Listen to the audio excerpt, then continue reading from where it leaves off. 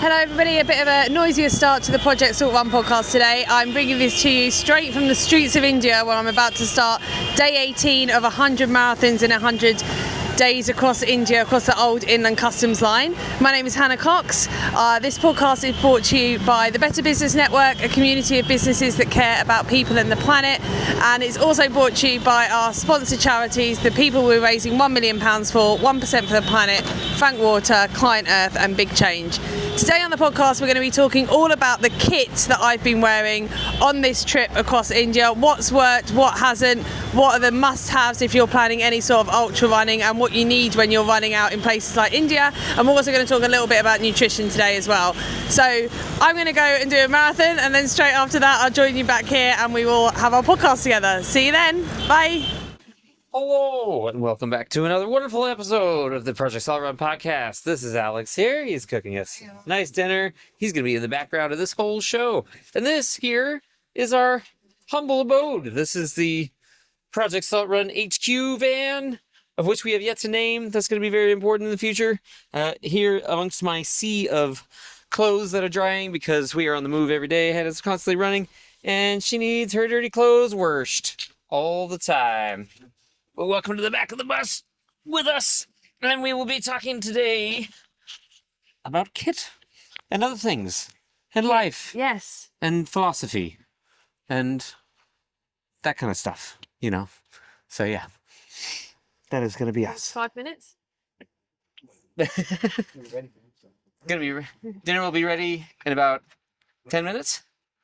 10 to 15 minutes, okay. Alex is queuing us for dinner, so... that is great. Kit things. Yeah. How are we starting? Oh, also, this is totally uncut. We're not editing these at all. So, welcome to that. Welcome to that. We did do the intro this morning though, before the run. Yes. So we're now recording this after the run. It's 6:30 at night here in India. We've literally finished the run, had a shower, drove here, recording the podcast. We're recording the podcast Straight in away. the back parking lot of a very nice gas station off of the highway, somewhere between Delhi and Delhi.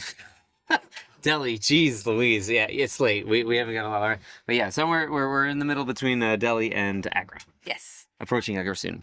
So we've had a few requests to talk about kit for Project Salt Run. So we thought we'd dedicate a podcast episode to it.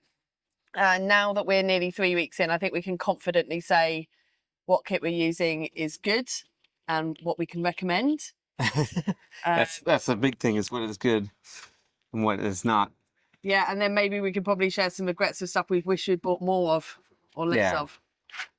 But we'll start off. I've written a few notes on this. And we've got, and apologies for any background noise, as Joelle said, completely uncut. We don't have time for it. We're on the move. So I guess we'll start off with what I'm wearing when I'm running. So what I'm getting ready with in the morning. So kit-wise, it's all pretty basic. I mean, I had quite a lot of kit. I didn't buy a whole lot of new kit for the project. Those of you that listen to the podcast for a while know that we've been playing around with different pairs of trainers. But the rest of the kit I've been using has been pretty consistent throughout the whole time. So my socks have been consistently Sums, which are brilliant. Some socks have been like the perfect socks for me, blister free, which has been absolutely amazing.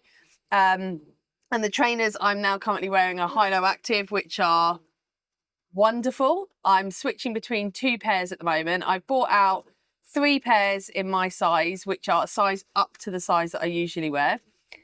So if you are a runner, you'll know lots of runners get shoes a size big, half a size bigger, because their feet swell when they run. I've been going a size bigger in the high lows, and that's been perfect. And I'm just switching between 2 pairs at the moment. I think they'll last the whole run. Yeah, they look like they're still in pretty great shape. I've been trying to get loads of like slow-mo shots of them and stuff like that because it just looks really cool running in the dust.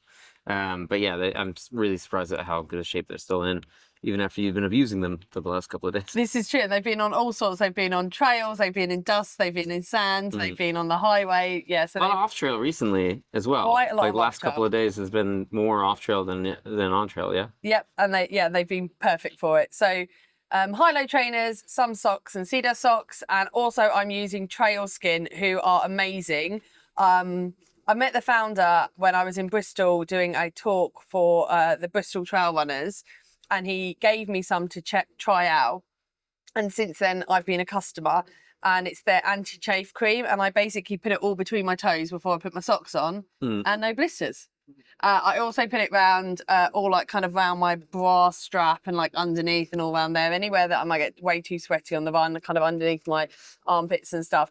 And yeah, chafe free. So that's really good. That was the one piece of advice, the first piece of advice you were given actually at your going away party was bring lube. More lube. More lube. No, yeah, for boring reasons. Anyway, so other kit wise, we're using underwear,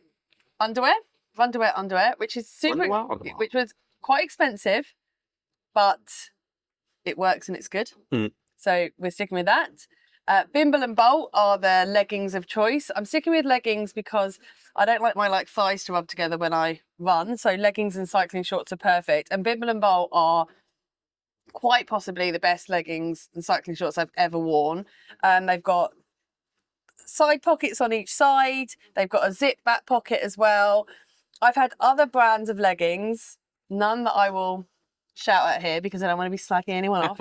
But for women's leggings, sometimes you get it where, do you get this on your trousers? Like, you know, the thighs, like when they like rub together. Chafage, serious chafage. Holes in your thighs. But yeah, we basically had none of that with Bimble and Bolt. And I bought a couple of pairs of them. Again, I met the founder, Hannah, on a run, bought a couple of pairs of her leggings. I pretty much have just had like a couple of pairs that I've just rotated at home. And yeah, absolutely no holes, nothing. So I bought a couple of extra pairs just so I had enough in rotation for India. But those have been the bottoms of choice. And then for tops, it's been a mix. I mean, you've seen me in all sorts of tops. Yeah, I was going to say, well, like a kind of mix of nice ones and then just kind of old throwaways that you've had from like.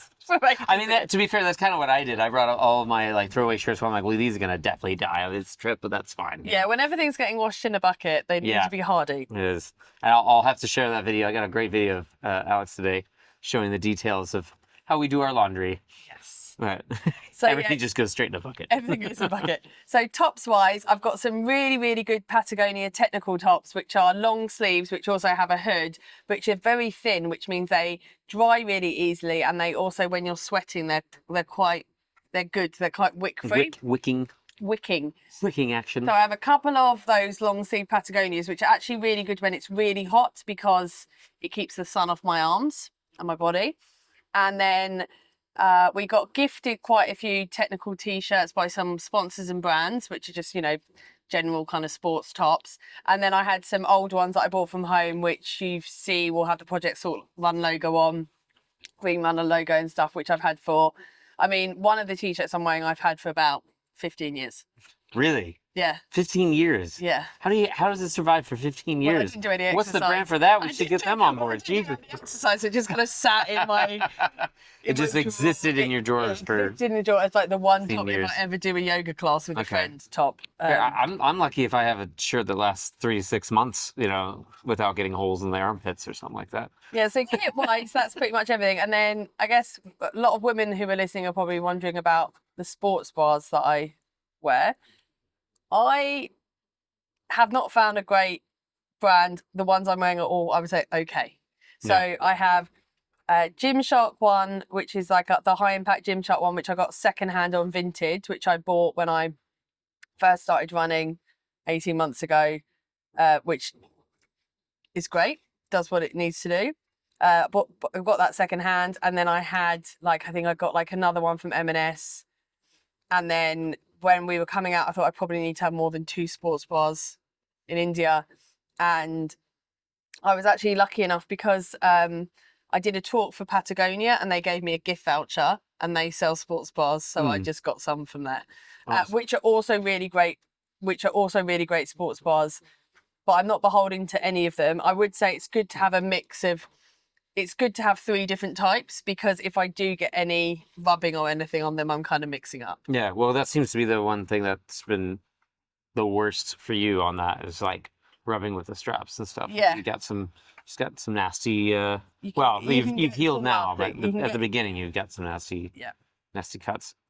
But those are the main things, really. Chafe cream's also obviously really important. Get that from trail skin. Sun cream's obviously really important. You're quite budget conscious, so I spend quite a lot of money on my sun cream, don't I? Well, you know, if it's worth it, it's worth it. It's one of those things. If you like it, what it is. But obviously, that we're limited to the things that are supplied to us here. So we do have to keep in mind of like budget, how much we fly things in. You know, like if we're flying anything in, preferably, you know, it's much better to always stick with the local products if we can. But you know, it's just as and what you do. But sometimes you just get used to something, right? And if you can use it, you use it. Well, I've got quite sensitive skin, and it's also my Uncle John, who did the mouth into Sablers, recommended the pH 20 factor 50 because it's non-oil. It's kind of more like it almost goes on more like an oil than a cream. Yeah, yeah. So it doesn't kind of sweat off. It's kind of like a sports sort of sun cream. So it's interesting because I'm wondering, and you know, like, please, anybody who's watching this, like, or listening to this, like, feel free to throw a comment in on all kinds of bits. But like, because I had to research my newfound world of sunscreen, which I've never had to care so much about. Exciting.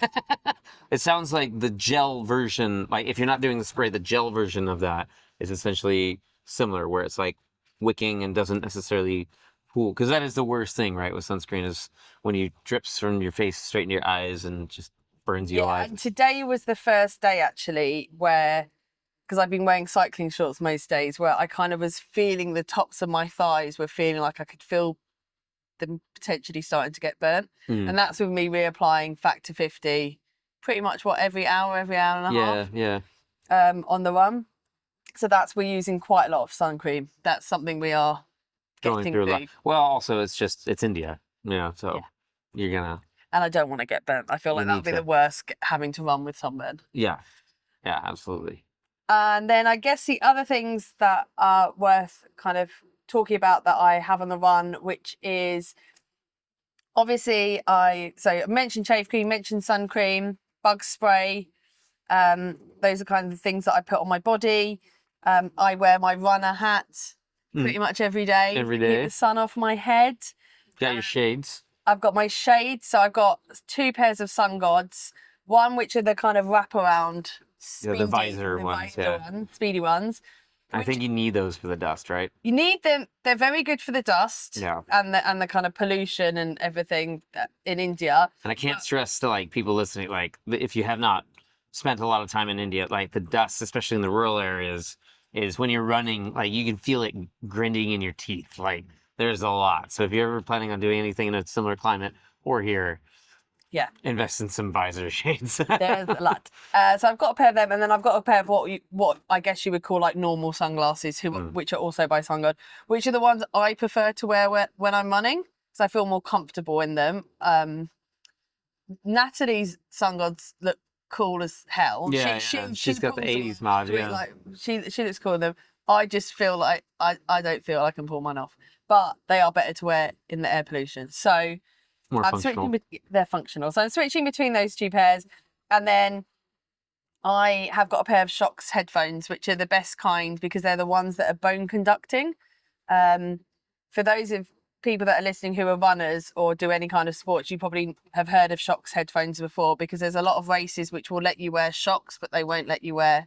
Oh, I didn't know that actually. Yeah, because it lets you hear better. No, because you're more aware of what's around you, outside noise around you when you've got the kind of bone conducting ones in. So some races will let you wear them, but they won't let you wear headphones because it's not safe running on the roads with headphones. And especially for here, it's really important because you're spending, although like the last couple of days have been really nice and you've had luxuries of being on some trails, like there is a lot of vehicles and we're going to be spending a lot more time on roads. And you need to be vigilant of the traffic because in India there are no rules. So people are going down the wrong side of the road. Yeah, all the time. People have to look twice no matter what. People are overtaking. Like there's a lot going on, so you need to be vigilant. Whereas I also still like to listen to music or podcasts when I'm running. So it's having that balance of having the headphones for when I feel safe wearing them and needing them, and then also just knowing when I I just have to have the music off and concentrate on what's going on around me. And then outside of that, I guess I've got my running belt, which is an old one from like, I think Sports Direct or something, for like a £5 that I've had. It's pretty impressive. I mean, that seems to be working fairly well. Like it's working really well. Usually, if you follow me on Instagram, you'll know that I always wear a running vest when I'm in the UK. Mostly because you've always got to have your rain jacket in the back. Yeah, of course. But I found after 2 or 3 days of running in India, it felt too heavy. Like it felt like a weighted vest, just because of the heat. So I've reverted to a running belt, and in that I carry like a couple of snacks, some hand sanitizer, packet of tissues, bit of spare cash, and some business cards in case anyone wants to see our Project Salt Run business cards, and then just a water bottle in the back. Yeah. And that's me. And that takes you for about 5K, or you hold an extra water bottle if we need to go for 10. Exactly. And then in the morning, I guess I could talk a little bit about some of the supplements that I take. So I take ashwagandha and magnesium, which are both by Wild Nutrition, which is a B Corp brand. Yeah. Not sponsored, very expensive, but worth it. And I take them for anxiety and stress, and then the magnesium is to help with my sleep. And then I also have some magnesium spray, which is by, I think it's Better You, which I spray. It's like a really nice lavender smell, so I spray it on my arms and my feet to help me get to sleep at night. So those are the supplements I take. And then also Vivo Life, I have some B12 from them and some vitamin D from them I take in the morning. And then after my run, I'll have a protein shake. I've got a Vivo Life one. Oh, life gone. Gone dark. Oh. Anyway, it is a podcast, so you can hear it. Well, ready for the rave, everybody. Oh, no. For those of you that aren't watching the YouTube video, we're currently sat in the dark and the lights are flashing. There we go. We're back on. All right. So it's gone. And it's gone. That's all right. So where were we? What was I talking about then? You talk about Vivo and then supplements. So I'll start from the top because I think I've kind of started in the middle on the top. So in the morning I will take some Vivo Life, B12 and vitamin D, which are kind of like drip, on your tongue sort of ones. And then I will take the ashwagandha, which is 66, which is Wild Nutrition. So those are the ones I would take in the morning. And I'll have them with a cup of Mind Grind, which is the your little chocolate mushroom one, cacao drink, which again is Vivo Life. So those are kind of my morning routine things that I take. And then in the evening, the things that I take is the magnesium, which is again Wild Nutrition, the magnesium spray, which is Better You.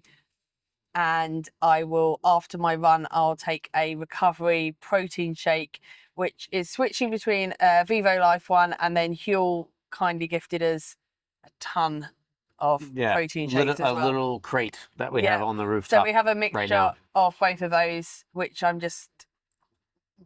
for me, even though I'm finding them great and I'm really enjoying it, I feel like unless you are really doing extreme sports and stuff, that maybe you don't really need to be taking protein shakes or... Well, yeah, but you do, right? Like that's because that's one thing we've actually been having a lot of people ask about. As I saw your Instagram where you're talking about how difficult things were and kind of like being at a mental low, and we kind of talked about, like, you kind of touched on kind of answering about that for people. I think calorie intake and food diet was kind of a big part of that. Yes, which has been a struggle, really. I mean, maybe you can chat a little bit about how difficult it's been as the chef on the trip to get hold of stuff. Well, I think it's a little bit different. Like, the biggest difference here is obviously most things tend to be vegetarian. Finding fresh chicken and stuff, unless we want to go straight to a butcher in town, which we don't have a lot of time for, to have a fresh chicken actually slaughtered in front of us and taken care of, which is a bit more than I think we're willing to go. Very happy to just go on the veggie diet.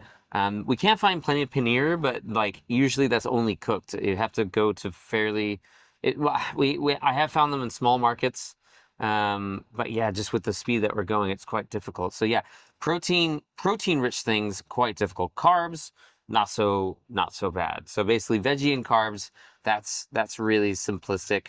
But it's getting the protein in on the diet. That has been the challenge. We tried to go in with beans. Obviously, that didn't work great with your stomach for the first beginning. I'm slowly trying to sneak them back in. Yeah, I'm happy to have them take back in. I think because when we first got to India, I mainly had paneer curries. I had a couple of dals. And then I just think when my stomach was a bit dodgy the first week, I just totally put me off having any sort of lentil or bean. Yeah. And the last, I would probably say 5 or 6 days, I've had quite a bland diet of eggs, rice, bread. Which is what you need to do. If you don't know, if you're on the road and you're struggling whether you're trying to do anything athletic or not, as Natalie likes to call it, the brat diet, it's just really boring. Plain rice, plain Jane rice with a little bit of salt or a lot of salt if you need the sodium, and an egg if you can handle that much protein. But yeah, for the most part, you just have to eat really boring stuff, which is kind of the shtick. But so food wise, we've been pretty. I've got it up the last couple of days. Actually, today I've eaten probably twice as much running as I have eaten in the last couple of days. And you were on really good form today as well. Like I feel like there's the days where you gas out, right? Yeah. And today you were pretty solid all the way through. Yeah, I mean that's one of the reasons. Yesterday I had Alex run with me for the last, I think, quite a lot of it actually, like maybe 15k or something. Can't really remember now, because I was like, I do not have anything left in the tank, and because we'd had it the night before as well when you came out to join me for the last bit, and I know I want to finish the marathon, so I'll walk it, but I just knew I wouldn't be able to run it. But I knew if I had Alex with me, then he'd just make me run at least some of it, which he did. So we did finish earlier yesterday, which was great. So, but I managed to eat a lot more yesterday, and which meant I felt better today, which meant I could eat more today. So I think just continuing on that. So how I'm keeping on top of that is breakfast is oats, couple of tablespoons of peanut butter, banana, some honey. Which we're gonna have to find some fixins for those, because I feel like you're getting sick of peanut butter and banana. To be fair, she has lived off of it for the past week, pretty much straight. So so really standard breakfast, same thing every morning, and then we basically have 3 checkpoints throughout the run, and at each checkpoint I'll always have basically a meal. So first checkpoint, I'm having rotis and egg. Second checkpoint, I'm having more eggs, and today I had noodles, but it's either eggs and noodles or eggs and rice. Noodles, rice, or potatoes. Oh, potatoes. Which we've got potatoes today, so potatoes back on the menu, but not always. They're like American potatoes, aren't they? They're for any Americans listening, it's just home fries. So just cubed potatoes, just fried it in a pan. Very tasty, very nice. Very tasty. Maybe I'll have to share the recipe one day. You should, you should. It's good. It's not a hard recipe. It's very good. Yes, I've been enjoying that for a big lunch every day, and then in the afternoon I'll usually have maybe another bread roll or roti, and usually stay off the eggs on my third. Yeah, I'll have a banana or banana. Well, I mean, you've already had like a double helping, so I can kind of. Yeah, you've had enough. But we do keep those hard boiled just in case. Yeah, they're good to have. And then when I finish, I like to eat some real food and a protein shake. So I managed to do that today. I had a vegetable samosa and my protein shake. But Alex and Joelle have been making me like some scrambled eggs or something when I finish as well. Heavily relying on the eggs for the max protein. Which I don't actually mind, because as someone that does hyperfixate on eating the same food all the time, it's not that bad me eating the same food all day every day, but then I will wake up one morning and be like, never again. So I'm just hoping that doesn't happen with eggs. Oh man, if that happens with eggs, we're screwed. We are absolutely screwed. So that's basically what I'm eating. And then what I'm trying to do is I'm writing it down as I go through the day, everything I'm eating. And then when I finish my run, I put all of that into ChatGPT, and it tells me how many calories I've had. And then I think, right now I've got between now and I go to bed to top up those calories as much as I can. So like the other night when you guys were all in bed and I was just making that disgusting like 4 tablespoons of peanut butter on the roti, just kind of chewing it in the corner of the van. Just like a Hindu cow in the corner. It was not good. It was not good. But we haven't gotten to that we had on the Coast to Coast was the peanut butter and Marmite combo, Oh, which yeah. I actually couldn't knock because it's like peanut butter salt. It just like boosts that That's saltiness true. to it, and actually I thought it was pretty decent. So It is pretty decent, but it might have to be like a break glass. in case of emergency, all else fails. Bringing it out. But I asked on Instagram earlier if anyone had any questions for the podcast.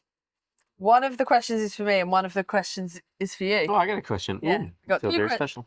Two people, but I think it's because I put it on at a weird time. That's all right. But anyway, at least we got some questions. Two questions. Nice. Two questions. So first question was from Rachel, who asked if I'm going to have different trainers or the same pair for all 100 runs. So as I said before, I've currently got 4 pairs of trainers with me in India, all high-low active, 3 pairs of size 7, 1 pair of 7.5 if my feet get super swollen. For some reason, the pair that I had been wearing at home and running in, I've worn once out here, and it gave me a little like start of a blister. So me and Alex were like, stay off that trainer for a minute. So we're just switching between 2 pairs, and I'm swapping it halfway through the run. So basically on that second checkpoint, about 21, 22k is where I have like a bit of a longer break. I have the biggest meal of the run, and Alex will I'll take my shoes and socks off, clean. Alex will help clean my feet, put on the chafe cream on my feet again, put on a brand new pair of socks, put on a brand new pair of trainers. So there's only been, I think, one day in which we've done that twice, as in we've changed my shoe, gone back to the old pair, because we were just running on really dusty roads, and we were like, and it was really sweaty, so we were like, okay, let's change the socks and shoes over a bit more. But changing them once through the run seems to work, and because we're not on a, we're not trying to, we are going to be the fastest person to do this by default. You think so? Yeah. Well, by default, because no one else has done it. But what I mean is we're not trying to get a specific time. So those checkpoint times, we're trying to keep them under 20, 30 minutes, but sometimes you and I will have to have a meeting about something, or I'll forget to charge my phone or something like that. And then, anyway. We're flexible. We are flexible. As flexible as we can be. We are flexible in there. So you kind of need to be. Yeah. No. At the moment, we have 2 pairs of trainers, which we're going to just keep switching between those 2. And then I think I might introduce the 3rd pair into the mix a bit. But then I feel like I'm going to get confused about which ones I've worn, which ones I haven't. So... Although they are all different colours. The important part is that they're lasting. None of them seem to have... I mean, granted, we're only 18 days in at this point, but like they both seem to be holding out pretty well, so... Yeah, and I've seen some other people do challenges and they've got like 20 pairs of shoes or something, and you're like, what are you doing? Yeah. Also, Darren from the Green Runners has provided us a couple of pair-up kits, which is, if you are a runner...